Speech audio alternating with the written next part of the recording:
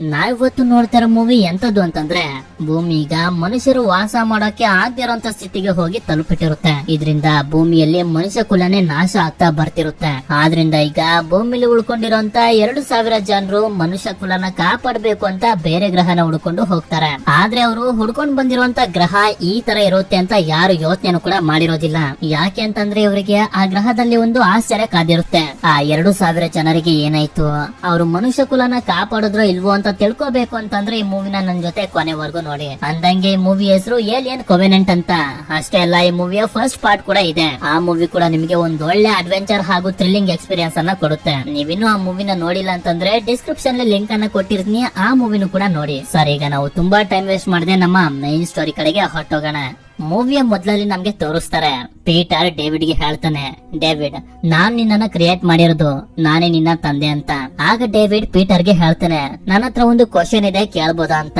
ಸರಿ ಕೇಳು ಅಂತ ಹೇಳಿದಾಗ ಡೇವಿಡ್ ಕೂಡ ಕೇಳ್ತಾನೆ, ನನ್ನನ್ನ ಕ್ರಿಯೇಟ್ ಮಾಡಿರೋದು ನೀವು ಅಂದ್ಮೇಲೆ ನಿಮ್ಮನ್ನ ಕ್ರಿಯೇಟ್ ಮಾಡಿರೋರು ಯಾರು ಅಂತ. ಆಗ ಪೀಟರ್ ಹೇಳ್ತಾನೆ, ಮನುಷ್ಯರಲ್ಲಿ ಈ ಪ್ರಶ್ನೆ ಸಾವಿರಾರು ವರ್ಷಗಳಿಂದಾನು ಇದೆ, ಒಂದಿನ ಅಲ್ಲ ಒಂದಿನ ಈ ಪ್ರಶ್ನೆಗೆ ಉತ್ತರ ಸಿಕ್ಕೇ ಸಿಗುತ್ತೆ ಅಂತ. ನೀವು ಪ್ರೊಮಿಥಿಯಸ್ ಮೂವಿ ಎಕ್ಸ್ಪ್ಲನೇಷನ್ ನೋಡಿದ್ರೆ ನಿಮ್ಗೆ ಗೊತ್ತಿರುತ್ತೆ ಈ ಪೀಟರ್ ಹಾಗೂ ಡೇವಿಡ್ ಯಾರು ಅಂತ. ಆದ್ರೂ ಕೂಡ ಒಂದ್ಸಲ ಹೇಳೇ ಬಿಡ್ತೀನಿ, ಈ ಪೀಟರ್ ಬೇರೆ ಯಾರು ಅಲ್ಲ, ಪ್ರೊಮಿಥಿಯಸ್ ಮೂವಿಲಿ ತುಂಬಾ ವಯಸ್ಸಾಗಿರೋಂತ ಒಬ್ಬ ವ್ಯಕ್ತಿ ಇದ್ನಲ್ಲ, ಅದೇ ಪ್ರೊಮಿಥಿಯಸ್ ಪ್ರಾಜೆಕ್ಟ್ ಗೆ ದುಡ್ಡನ್ನ ಹಾಕಿರೋನು, ಅವನೇ ಈ ಪೀಟರ್. ಇನ್ನು ಡೇವಿಡ್ ಕಡೆಗೆ ಬಂದ್ರೆ ಇವನು ತುಂಬಾನೇ ಅಡ್ವಾನ್ಸ್ ಆಗಿರುವಂತ ಆರ್ಟಿಫಿಷಿಯಲ್ ಇಂಟೆಲಿಜೆನ್ಸ್ ರೋಬೋಟ್. ಅಂದಂಗೆ ಈಗ ನಾವು ನೋಡಿದ್ವಲ್ಲ ಪೀಟರ್ ಹಾಗೂ ಡೇವಿಡ್ ಮಾತಾಡೋದನ್ನ, ಇದು ಪ್ರೊಮಿಥಿಯಸ್ ಮೂವಿಗಿಂತ ತುಂಬಾ ವರ್ಷಗಳ ಮುಂಚೆನೆ ನಡೆದಿರೋದು.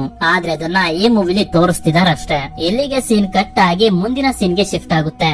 ಇದು 2104ನೇ ಇಸವಿ. ಮನುಷ್ಯರು ಕೊವೆನೆಂಟ್ ಅನ್ನೋ ಒಂದು ದೊಡ್ಡ ಸ್ಪೇಸ್ ಶಿಪ್ ನಲ್ಲಿ ಹೊರಗಾಯ್ 6 ಅನ್ನೋ ಒಂದು ಗ್ರಹನ ಹುಡ್ಕೊಂಡು ಹೋಗ್ತಿರ್ತಾರೆ. ಯಾಕೆ ಅಂತಂದ್ರೆ ಈಗ ಭೂಮಿ ಮನುಷ್ಯರು ವಾಸ ಮಾಡೋಕೆ ಆಗದಿರೋಂತ ಸ್ಥಿತಿಗೆ ಹೋಗಿ ತಲುಪಿಟ್ಟಿರುತ್ತೆ. ಈ ಶಿಪ್ ನಲ್ಲಿ ಒಟ್ಟು 2,000 ಜನರು ಇರ್ತಾರೆ.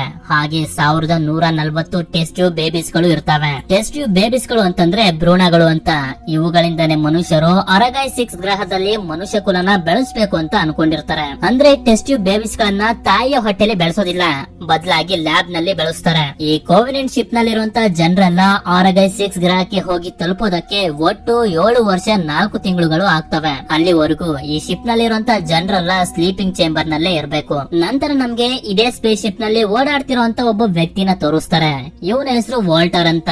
ಈ ವಾಲ್ಟರ್ ಕೂಡ ಡೇವಿಡ್ ನ ತರನೇ ತುಂಬಾನೇ ಅಡ್ವಾನ್ಸ್ ಆಗಿರುವಂತ ಆರ್ಟಿಫಿಷಿಯಲ್ ಇಂಟೆಲಿಜೆನ್ಸ್ ರೋಬೋಟ್. ಅಷ್ಟೇ ಅಲ್ಲ, ವಾಲ್ಟರ್ ಹಾಗೂ ಡೇವಿಡ್ 2 ರೋಬೋಟ್ ಗಳು ಒಂದೇ ತರ ಕಾಣ್ತವೆ. ವಾಲ್ಟರ್ ಕೋವಿನೆಂಟ್ ಶಿಪ್ ಗೆ ಎಲೆಕ್ಟ್ರಿಸಿಟಿ ಬೇಕು ಅಂತ ಸೋಲಾರ್ ಶೀಟ್ ಗಳನ್ನ ಆನ್ ಮಾಡ್ತಾನೆ. ಸೋಲಾರ್ ಶೀಟ್ ಗಳು ಆನ್ ಆಗ್ತಿದ್ದಂಗೆ ಸೂರ್ಯನ ಕಿರಣಗಳಿಂದ ಎಲೆಕ್ಟ್ರಿಸಿಟಿನ ಜನರೇಟ್ ಮಾಡೋದಕ್ಕೆ ಶುರು ಮಾಡುತ್ತೆ. ಹೀಗೆ ಈ ಕೋವಿನೆಂಟ್ ಶಿಪ್ ಹೊರಗಾಯ್ 6 ಗ್ರಹದ ಕಡೆಗೆ ಹೋಗ್ತಿರ್ಬೇಕಾದ್ರೆ ತುಂಬಾನೇ ಭಯಂಕರವಾಗಿರುವಂತ ಒಂದು ರೇಡಿಯೇಷನ್ ನ ವೇವ್ ಬಂದು ಶಿಪ್ ಗೆ ಅಪ್ಪಳಿಸುತ್ತೆ. ಇದರಿಂದ ಈ ಶಿಪ್ ಗೆ ತುಂಬಾ ದೊಡ್ಡ ಡ್ಯಾಮೇಜ್ ಆಗೋಗುತ್ತೆ. ಇದರಿಂದ ವಾಲ್ಟರ್ ಸ್ಲೀಪಿಂಗ್ ಚೇಂಬರ್ ನಲ್ಲಿ ಮಲಗಿರುವಂತ ಶಿಪ್ ನ ಕ್ರೂ ಮೆಂಬರ್ಸ್ ಗಳನ್ನ ಎದ್ದೋಳಿಸ್ತಾನೆ. ನಂತರ ನಮ್ಗೆ ತೋರಿಸ್ತಾರೆ, ವಾಲ್ಟರ್ ಡ್ಯಾಮೇಜ್ ಆಗಿರುವಂತ ಜಾಗಕ್ಕೆ ಹೋಗಿ ಅಲ್ಲಿ ಹತ್ಕೊಂಡಿರುವಂತ ಬೆಂಕಿನ ಆರಿಸಿರ್ತಾನೆ. ಈ ಕಡೆ ಶಿಪ್ ನ ಕ್ರೂ ಮೆಂಬರ್ಸ್ ಗಳೆಲ್ಲ ಸ್ಲೀಪಿಂಗ್ ಚೇಂಬರ್ ಇಂದ ಎದ್ದೋಳಿರ್ತಾರೆ. ಆದ್ರೆ ಎಲ್ಲರೂ ಸೇರಿ ಈ ಶಿಪ್ ನ ಕ್ಯಾಪ್ಟನ್ ಜೇಕೋಬ್ ನ ಸ್ಲೀಪಿಂಗ್ ಚೇಂಬರ್ ಇಂದ ಹೊರಗಡೆ ತೆಗೆಯೋದಕ್ಕೆ ತುಂಬಾನೇ ಪ್ರಯತ್ನ ಪಡ್ತಾರೆ. ಆದ್ರೆ ಎಷ್ಟೇ ಪ್ರಯತ್ನ ಪಟ್ರು ಅವನನ್ನ ಹೊರಗಡೆ ತೆಗೆಯೋದಕ್ ಆಗೋದಿಲ್ಲ. ಯಾಕೆ ಅಂತಂದ್ರೆ ಆ ಸ್ಲೀಪಿಂಗ್ ಚೇಂಬರ್ ಒಳಗಡೆಯಿಂದ ಲಾಕ್ ಆಗೋಗಿರುತ್ತೆ. ಇದರಿಂದ ಜೇಕೋಬ್ ನ ಹೆಂಡತಿ ಡ್ಯಾನಿಯಲ್ ತುಂಬಾನೇ ಹೆದರ್ಕೊಬಿಡ್ತಾಳೆ. ಹೀಗೆ ನೋಡ್ತಾ ನೋಡ್ತಿದ್ದಂಗೆನೆ ಜೇಕೋಬ್ ನ ಸ್ಲೀಪಿಂಗ್ ಚೇಂಬರ್ ಗೆ ಬೆಂಕಿ ಎತ್ಕೊಂಡು ಅವನು ಸತ್ತೋಗ್ತಾನೆ. ಇದರಿಂದ ಡ್ಯಾನಿಯಲ್ ಗಂತೂ ತುಂಬಾನೇ ದುಃಖ ಆಗುತ್ತೆ. ಜೇಕೋಬ್ ನು ಸೇರಿಸಿ ಶಿಪ್ ನಲ್ಲಿದ್ದ ತುಂಬಾ ಜನಗಳು ಸತ್ತೋಗಿರ್ತಾರೆ. ಶಿಪ್ ನ ಕ್ಯಾಪ್ಟನ್ ಜೇಕೋಬ್ ಈಗ ಸತ್ತೋಗಿರೋದ್ರಿಂದ ಇವರಲ್ಲೇ ಇದ್ದ ನೋರಮ್ ಅನ್ನೋನು ಶಿಪ್ ನ ಕ್ಯಾಪ್ಟನ್ ಆಗ್ತಾನೆ. ಅಷ್ಟೊಂದು ಸ್ಟ್ರಾಂಗ್ ಆಗಿರುವಂತ ವೇವ್ ಏನಕ್ ಬಂತು, ಎಲ್ಲಿಂದ ಬಂತು ಅಂತ ಯಾರಿಗೂ ಕೂಡ ಅರ್ಥನೇ ಆಗೋದಿಲ್ಲ. ಮತ್ತೆ ಆ ತರ ವೇವ್ ಬರೋಷ್ಟರಲ್ಲಿ ಇಲ್ಲಿಂದ ಹೋಗ್ಬೇಕು ಅಂತ ಎಲ್ಲರೂ ಕೂಡ ಡಿಸೈಡ್ ಮಾಡ್ತಾರೆ. ಜೇಕೋಬ್ ನ ಹೆಂಡತಿ ಡ್ಯಾನಿಯಲ್ ಆ ವೇವ್ ನ ಎಫೆಕ್ಟ್ ನಿಂದ ಸ್ಟಕ್ ಆಗಿರುವಂತ ವೆಹಿಕಲ್ ನ ಸರಿ ಮಾಡೋದಕ್ಕೆ ಅಂತ ಹೋಗ್ತಾಳೆ. ನಾನ್ ನಿಮ್ಗೆ ಸಹಾಯ ಮಾಡ್ತೀನಿ ಅಂತ ವಾಲ್ಟರ್ ಕೂಡ ಅವಳ ಜೊತೆ ಹೋಗ್ತಾನೆ. ನಂತರ ಡ್ಯಾನಿಯಲ್ ಹಾಗೂ ವಾಲ್ಟರ್ ಸ್ಟಕ್ ಆಗಿರುವಂತ ವೆಹಿಕಲ್ ಗಳನ್ನೆಲ್ಲ ಸರಿ ಮಾಡ್ತಿರ್ಬೇಕಾದ್ರೆ ಡ್ಯಾನಿಯಲ್ ವಾಲ್ಟರ್ ಗೆ ಹೇಳ್ತಾಳೆ, ನಾನು ಹಾಗೆ ಜೇಕೋಬ್ ಡಿಸೈಡ್ ಮಾಡಿದ್ವಿ, ನಾವು ಹೊರಗೈ 6 ಗ್ರಹಕ್ಕೆ ಹೋದ್ಮೇಲೆ ಅಲ್ಲೊಂದು ಕ್ಯಾಬಿನ್ ಅನ್ನ ಕಟ್ಕೊಂಡು ಹೊಸ ಗ್ರಹದಲ್ಲಿ ಒಂದು ಹೊಸ ಜೀವನನ ಶುರು ಮಾಡ್ಬೇಕು ಅಂತ. ಆದ್ರೆ ಈಗ ಜೇಕೋಬೇ ಇಲ್ಲ. ಜೇಕೋಬೇ ಇಲ್ದ್ಮೇಲೆ ನಾನು ಯಾವ ಜೀವನನ ಶುರು ಮಾಡ್ಲಿ ಅಂತ. ಆಗ ವಾಲ್ಟರ್ ಅವಳಿಗೆ ಸಮಾಧಾನ ಮಾಡ್ತಾನೆ. ನಂತರ ಶಿಪ್ ನ ಕ್ರೂ ಮೆಂಬರ್ಸ್ ಗಳೆಲ್ಲ ಸೇರಿ ಜೇಕೋಬ್ ನ ಬಾಡಿನ ಸ್ಪೇಸ್ ನಲ್ಲಿ ಬಿಟ್ಟು ಅವನ ಅಂತಿಮ ಸಂಸ್ಕಾರನ ಮಾಡ್ತಾರೆ. ಈಗ ಹೊಸದಾಗಿ ಶಿಪ್ ನ ಕ್ಯಾಪ್ಟನ್ ಆಗಿದ್ದಾನಲ್ಲ ನೋರಮ್, ಅವನ ಹೆಂಡತಿ ನಮ್ಗೆ ಪರಿಚಯ ಆಗ್ತಾಳೆ. ಇವಳ ಹೆಸರು ಕೆರೈನ್ ಅಂತ. ಆ ರೇಡಿಯೇಷನ್ ವೇವ್ ನಿಂದ ಒಂದು ಸೋಲಾರ್ ಶೀಟ್ ಕಿತ್ತೋಗಿರುತ್ತೆ. ಅದನ್ನ ರೆಡಿ ಮಾಡೋದಕ್ಕೆ ಅಂತ ಇಬ್ರು ಸೈಂಟಿಸ್ಟ್ ಗಳು ಹೊರಗಡೆ ಬರ್ತಾರೆ. ಟೆನೆಸಿ ಅನ್ನೋ ಒಬ್ಬ ಸೈಂಟಿಸ್ಟ್ ಒಂದು ಹಗ್ಗನ ಸೋಲಾರ್ ಶೀಟ್ ಗೆ ಹಾಕಿ ಅದು ಸರಿ ಹೋಗೋ ರೀತಿ ಮಾಡ್ತಾನೆ. ಅದನ್ನ ಸರಿ ಮಾಡಿ ಅವನು ಮತ್ತೆ ಸ್ಪೇಸ್ ಶಿಪ್ ನ ಒಳಗಡೆ ಹೋಗ್ತಿರ್ಬೇಕಾದ್ರೆ ಎಲ್ಲಿಂದನೋ ಬರ್ತಿರೋಂತ ಒಂದು ಸಿಗ್ನಲ್ ಅನ್ನ ಇವನ ಸ್ಪೇಸ್ ಸೂಟ್ ಕ್ಯಾಪ್ಚರ್ ಮಾಡ್ಬಿಡುತ್ತೆ. ಈ ಸಿಗ್ನಲ್ ಏನು ಎಲ್ಲಿಂದ ಬಂತು ಅಂತ ಇವನಿಗೆ ಅರ್ಥನೇ ಆಗೋದಿಲ್ಲ. ನಂತರ ಟೆನೆಸಿ ಸ್ಪೇಸ್ ಶಿಪ್ ನ ಒಳಗಡೆ ಬಂದಾಗ ಅವನ ಸೂಟ್ ಕ್ಯಾಪ್ಚರ್ ಮಾಡಿತ್ತಲ್ಲ ಸಿಗ್ನಲ್, ಆ ಸಿಗ್ನಲ್ ನ ಅರ್ಥ ಏನು, ಅದು ಎಲ್ಲಿಂದ ಬಂತು ಅಂತ ಡಿಕೋಡ್ ಮಾಡೋದಕ್ಕೆ ಶುರು ಮಾಡ್ತಾರೆ. ಹೀಗೆ ಇವರು ಡಿಕೋಡ್ ಮಾಡ್ತಿರ್ಬೇಕಾದ್ರೆ ಆ ಸಿಗ್ನಲ್ ನ ಕೇಳಿ ಕೇಳಿ ಇವ್ರಿಗೆ ಅರ್ಥ ಆಗೋಗುತ್ತೆ. ಈ ಸಿಗ್ನಲ್ ನಲ್ಲಿ ಇರೋದು ಭೂಮಿಯ ಒಂದು ಫೇಮಸ್ ಸಾಂಗ್ ಅಂತ. ಹೌದು, ಈ ಸಿಗ್ನಲ್ ನಲ್ಲಿ ಬೇರೆ ಏನು ಇರೋದಿಲ್ಲ, ಒಂದು ಸಾಂಗ್ ಇರುತ್ತೆ. ಭೂಮಿಯಲ್ಲಿ ಫೇಮಸ್ ಆಗಿರುವಂತ ಒಂದು ಸಾಂಗ್ ಈ ಸಿಗ್ನಲ್ ನಲ್ಲಿ ಇರೋದನ್ನ ನೋಡಿ ಇವರಿಗೆ ನಂಬೋದಕ್ಕೆ ಆಗೋದಿಲ್ಲ. ಯಾಕೆ ಅಂತಂದ್ರೆ ಈಗಾಗ್ಲೇ ಇವರು ಭೂಮಿಯಿಂದ ತುಂಬಾನೇ ದೂರ ಬಂದ್ಬಿಟ್ಟಿರ್ತಾರೆ. ಆ ಸಿಗ್ನಲ್ ಎಲ್ಲಿಂದ ಬರ್ತಿದೆ ಅಂತ ಇವರು ಚೆಕ್ ಮಾಡಿದಾಗ ಇವರಿಗೆ ತುಂಬಾನೇ ಶಾಕ್ ಆಗೋಗುತ್ತೆ. ಯಾಕೆ ಅಂತಂದ್ರೆ ಆ ಸಿಗ್ನಲ್ ಇವರ ಹತ್ರದಲ್ಲೇ ಇರುವಂತ ಒಂದು ಸೋಲಾರ್ ಸಿಸ್ಟಮ್ ಇಂದ ಬರ್ತಿರುತ್ತೆ. ಇವರು ಶಾಕ್ ಆಗಿದ್ದು ಏನಕ್ಕಪ್ಪ ಅಂತಂದ್ರೆ ಈ ಜಾಗನೆಲ್ಲ ಇವರು ಈಗಾಗ್ಲೇ ತುಂಬಾ ಸಲ ಸ್ಕ್ಯಾನ್ ಮಾಡಿರ್ತಾರೆ, ಆದ್ರೆ ಯಾವತ್ತೂ ಕೂಡ ಇವರಿಗೆ ಇಲ್ಲಿ ಸೋಲಾರ್ ಸಿಸ್ಟಮ್ ಕಾಣಿಸಿರ್ಲಿಲ್ಲ. ಈಗ ಸಡನ್ ಆಗಿ ಒಂದು ಸೋಲಾರ್ ಸಿಸ್ಟಮ್ ಕಾಣಿಸಿರೋದನ್ನ ನೋಡಿ ತುಂಬಾನೇ ಶಾಕ್ ಆಗಿರ್ತಾರೆ. ಆ ಸೋಲಾರ್ ಸಿಸ್ಟಮ್ ಅನ್ನ ಇವರು ಡೀಪ್ ಆಗಿ ಸ್ಕ್ಯಾನ್ ಮಾಡಿದಾಗ ಅಲ್ಲೊಂದು ಗ್ರಹ ಇವರಿಗೆ ಕಾಣಿಸುತ್ತೆ. ಆ ಗ್ರಹದಲ್ಲಿ ಭೂಮಿ ತರನೇ ಸಮುದ್ರ, ನೀರು, ಗಾಳಿ, ಕಾಡು ಎಲ್ಲಾನು ಕೂಡ ಇರುತ್ತೆ. ಆಕ್ಚುಲಿ ಹೇಳ್ಬೇಕು ಅಂತಂದ್ರೆ ಈಗ ಇವರು ಹುಡ್ಕೊಂಡು ಹೋಗ್ತಿದಾರಲ್ಲ ಹೊರಗೈ 6 ಅನ್ನೋ ಒಂದು ಗ್ರಹನ, ಆ ಗ್ರಹದ ಎನ್ವಿರಾನ್ಮೆಂಟ್ ಗಿಂತ ಈಗ ಇವರಿಗೆ ಸಿಕ್ಕಿದ್ಯಲ್ಲ ಗ್ರಹ, ಈ ಗ್ರಹದ ಎನ್ವಿರಾನ್ಮೆಂಟ್ ತುಂಬಾ ಚೆನ್ನಾಗಿರುತ್ತೆ. ಅಷ್ಟೇ ಅಲ್ಲ, ಈ ಹೊಸ ಗ್ರಹ ತುಂಬಾ ದೂರ ಕೂಡ ಇರೋದಿಲ್ಲ. 1-2 ವಾರ ಟ್ರಾವೆಲ್ ಮಾಡಿದ್ರೆ ಆರಾಮಾಗಿ ಸಿಕ್ಬಿಡುತ್ತೆ. ಆದ್ರಿಂದ ಎಲ್ಲಾ ಕ್ರೂ ಮೆಂಬರ್ಸ್ ಗಳು ಡಿಸೈಡ್ ಮಾಡ್ತಾರೆ ಈಗ ಹೊರಗೈ 6 ಗ್ರಹಕ್ಕೆ ಹೋಗ್ಬೇಕು ಅಂತಂದ್ರೆ 7 ವರ್ಷ 4 ತಿಂಗಳು ಹಿಡಿಯುತ್ತೆ. ಈಗ ಆಗಿರುವಂತ ಘಟನೆಯಿಂದ ಯಾರಿಗೂ ಕೂಡ ಸ್ಲೀಪಿಂಗ್ ಚೇಂಬರ್ ಗೆ ಮತ್ತೆ ಹೋಗೋದಕ್ಕೆ ಇಷ್ಟ ಇರೋದಿಲ್ಲ. ಈಗ ನಮ್ಗೆ ಸಿಕ್ಕಿರುವಂತ ಗ್ರಹ ಹೊರಗೈ 6 ಗ್ರಹಕ್ಕಿಂತ ಚೆನ್ನಾಗಿದೆ, ಹಾಗೆ ಹತ್ರನೂ ಕೂಡ ಇದೆ. ಮನುಷ್ಯ ಸಂತತಿನ ಕಾಪಾಡೋದಕ್ಕೆ ಇದೇ ಸರಿಯಾದ ಗ್ರಹ, ಇದೇ ಗ್ರಹಕ್ಕೆ ಹೋಗೋಣ ಅಂತ. ಆದ್ರೆ ಇದಕ್ಕೆ ಡ್ಯಾನಿಯಲ್ ಒಪ್ಕೊಳ್ಳೋದಿಲ್ಲ. ಈಗ ಸಡನ್ ಆಗಿ ಕಾಣಿಸಿರುವಂತ ಗ್ರಹದ ಕಡೆಗೆ ಹೋಗೋದು ಎಷ್ಟು ಸರಿ, ಅಲ್ಲಿನ ಪರಿಸ್ಥಿತಿ ಹೇಗಿದ್ಯೋ ಏನಿದ್ಯೋ ನಮ್ಗೆ ಗೊತ್ತಿಲ್ಲ, ಅಲ್ಲಿ ಹೋಗೋದು ತಪ್ಪಾಗ್ಬೋದು. ನಮ್ಗೆ ಯಾವ ಗ್ರಹಕ್ಕೆ ಹೋಗೋದಕ್ಕೆ ಟ್ರೈನಿಂಗ್ ಅನ್ನ ಕೊಟ್ಟಿದಾರೋ ನಾವು ಆ ಗ್ರಹಕ್ಕೆ ಹೋಗೋಣ ಅಂದ್ರೆ ಹೊರಗೈ 6 ಗ್ರಹಕ್ಕೆ ಹೋಗೋಣ ಅಂತ ಹೇಳ್ತಾಳೆ. ಆದ್ರೆ ಅದಕ್ಕೆ ಕ್ಯಾಪ್ಟನ್ ನೋರಾಮ್ ಒಪ್ಕೊಳ್ಳೋದಿಲ್ಲ. ನಾವು ಇದೇ ಗ್ರಹಕ್ಕೆ ಹೋಗ್ತಾ ಇದೀವಿ, ಇದೇ ನನ್ನ ಫೈನಲ್ ಡಿಸಿಷನ್ ಅಂತ ಹೇಳ್ತಾನೆ. ನಂತರ ತುಂಬಾ ದಿನಗಳು ನಿರಂತರವಾಗಿ ಟ್ರಾವೆಲ್ ಮಾಡಿದ್ಮೇಲೆ ಇವರು ಹುಡುಕಿರುವಂತ ಆ ಗ್ರಹಕ್ಕೆ ಬಂದು ತಲುಪ್ತಾರೆ. ಮೊದ್ಲು ಆ ಗ್ರಹ ಹೇಗಿದೆ, ಅಲ್ಲಿ ಮನುಷ್ಯರು ವಾಸ ಮಾಡೋದಕ್ಕೆ ಆಗುತ್ತೋ ಇಲ್ವೋ ಅಂತ ಚೆಕ್ ಮಾಡೋದಕ್ಕಂತ ಒಂದಷ್ಟು ಜನ ಒಂದು ಸಣ್ಣ ಸ್ಪೇಸ್ ಶಿಪ್ ನಲ್ಲಿ ಆ ಗ್ರಹದ ಒಳಗಡೆ ಹೋಗ್ತಾರೆ. ಆದ್ರೆ ಕೋವೆನೆಂಟ್ ಶಿಪ್ ಮಾತ್ರ ಆ ಗ್ರಹದಿಂದ ಹೊರಗಡೆನೆ ಇರುತ್ತೆ. ಈ ಕಡೆ ಆ ಸಣ್ಣ ಸ್ಪೇಸ್ ಶಿಪ್ ನ ಒಳಗಡೆ ಕ್ಯಾಪ್ಟನ್ ನ ಹೆಂಡತಿ ಡ್ಯಾನಿಯಲ್, ವಾಲ್ಟರ್ ನ ಜೊತೆ ಇನ್ನೂ ಕೂಡ ಸ್ವಲ್ಪ ಜನರು ಹೋಗ್ತಿರ್ತಾರೆ. ಆ ಗ್ರಹಕ್ಕೆ ಇವರು ಎಂಟರ್ ಆಗ್ತಿದ್ದಂಗೆನೆ ತುಂಬಾನೇ ಭಯಂಕರವಾಗಿರುವಂತ ಒಂದು ಚಂಡಮಾರುತದ ಮಳೆಯ ಮಧ್ಯ ಸಿಗಾಕೋಬಿಡ್ತಾರೆ. ಹೇಗೋ ಮಾಡಿ ಇವರೆಲ್ಲ ಆ ಚಂಡಮಾರುತನ ದಾಟಿ ಬರ್ತಾರೆ. ದಾಟಿ ಬಂದ್ಮೇಲೆ ಆ ಗ್ರಹದ ಸೌಂದರ್ಯನ ನೋಡಿ ತುಂಬಾನೇ ಆಶ್ಚರ್ಯ ಆಗೋಗುತ್ತೆ. ಯಾಕೆ ಅಂತಂದ್ರೆ ಈ ಗ್ರಹ ಎಕ್ಸಾಕ್ಟ್ ಭೂಮಿ ತರನೇ ಇರುತ್ತೆ. ಇವ್ರ್ಯಾರಿಗೂ ಇದು ಬೇರೆ ಗ್ರಹ ಅನ್ನಿಸ್ತಾನೆ ಇರೋದಿಲ್ಲ, ಇದು ನಮ್ಮ ಭೂಮಿನೇ ಅಂತಾನೆ ಅನ್ನಿಸ್ತಿರುತ್ತೆ. ನಂತರ ಇವರೆಲ್ಲರೂ ಯಾವುದೇ ಸ್ಪೇಸ್ ಸೂಟ್ ಇಲ್ದಂಗೆ ಆ ಗ್ರಹದ ಒಳಗಡೆ ಹೆಜ್ಜೆನ ಇಡ್ತಾರೆ. ಯಾಕೆ ಅಂತಂದ್ರೆ ಇಲ್ಲಿರೋದು ಭೂಮಿಯ ವಾತಾವರಣನೇ. ಇವರು ಬಂದಿದಾರಲ್ಲ ಈ ಚಿಕ್ಕ ಸ್ಪೇಸ್ ಶಿಪ್, ಇದ್ರಲ್ಲಿ ಎಲಿಜಬೆತ್ ಅನ್ನೊಬ್ಳು ಲೇಡಿನ ಮಾತ್ರ ಬಿಟ್ಟು ಇನ್ನೆಲ್ಲರೂ ಕೂಡ ಒಂದು ಸಾಂಗ್ ನ ಸಿಗ್ನಲ್ ರೀತಿ ಕಳ್ಸಿದ್ನಲ್ಲ ಆ ವ್ಯಕ್ತಿನ ಹುಡ್ಕೊಂಡು ಹೋಗ್ತಾರೆ.